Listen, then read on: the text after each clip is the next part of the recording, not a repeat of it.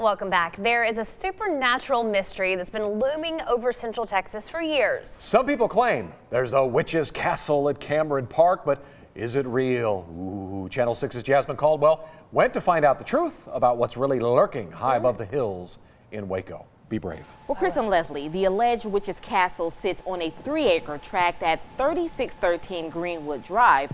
The piece of land was once known as Eagle Rock, which is the highest point in all the Cameron Park trail system. Behind these trees, all that's left is a 2-hole concrete outhouse and a frame of what used to be. The home was built in 1912, but burned down in 1961 and became known as the Witch's Castle. The story was that the witch was a woman whose son died in World War I in a machine gun attack in France. John Kamenec says he set out to debunk that story, so he did his research and found the son of a man named Elmore Rack, who built the house on this land more than 100 years ago. He used to call this the monkey ranch.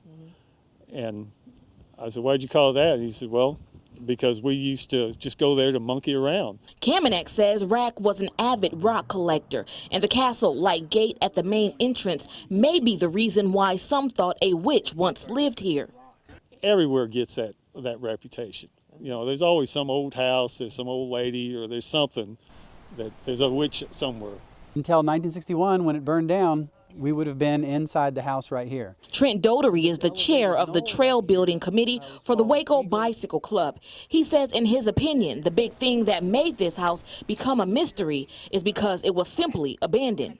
It was just the emptiness. You got this burned out shell of a house high up on a hill, right? That just screams, you know, ooh, you know. Dotery says something that was naturally seen as spooky and scary is now the most popular area in Cameron Park Trail area.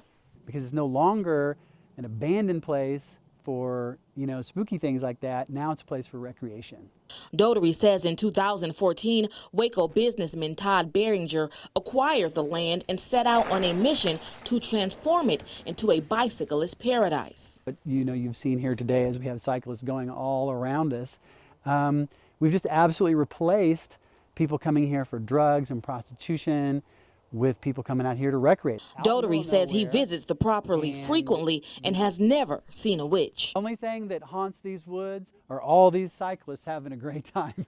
And as far as Kamenec, he says his message to park goers is that this is a place that's not to be feared. There's a lot of history to everything, and I'd like them to make sure they don't misuse it.